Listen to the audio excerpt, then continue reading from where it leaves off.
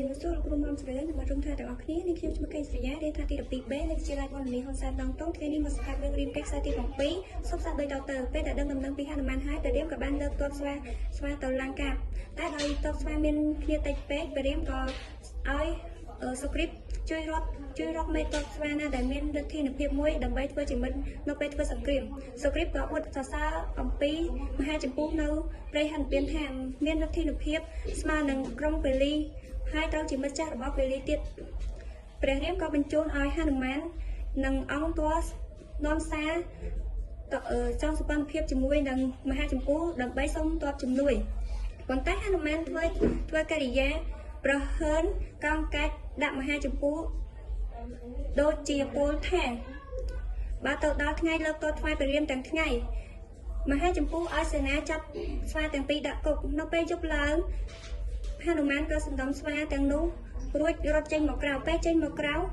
ហនុមានបានលើកក្រែមហាចម្ពោះកំពុងផ្ទុំហោះនាំយកទៅ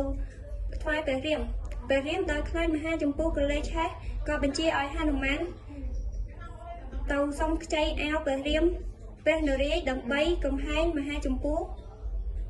ឲ្យខ្លាចមហាចម្ពោះបានសុខចិត្តចង់សម្ព័ន្ធមេត្រីជាមួយព្រះរាមប៉ុន្តែមិនព្រមធ្វើសហប្រតិបត្តិដោយខ្លួនផ្ទាល់ក៏ឲ្យគុននាងនិងគុននន់ជំនួសខ្លួនលុះបានតបហើយព្រះរាមក៏សង់ស្ពានទៅកោះលង្កាហើយលើកដុំថ្មទម្លាក់ទៅក្នុងសមុទ្រនាងមនីមេខលាជាទេពធីតាថែរក្សាសមុទ្រក៏នាំគ្នាពំដុំថ្មនោះចេញពេលនោះសុគ្រីពក៏ធានា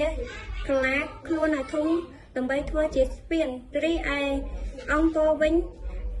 ធានាផឹកទឹកសមុទ្រឲ្យរីងប៉ុន្តែព្រះរាមពុំព្រមក៏ប្រកាសខំឲ្យនាងមនីមេខលាដោយ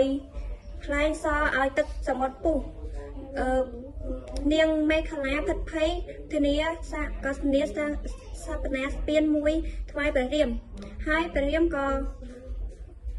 លើកទ័ពទៅកោះលង្កានៅក្នុងខ្សែទី 7 មានតួអង្គព្រះរាមហនុមានសុគ្រីពមហាចម្ពោះខុននាងខុននន់មនីមេខលាសូមអរគុណ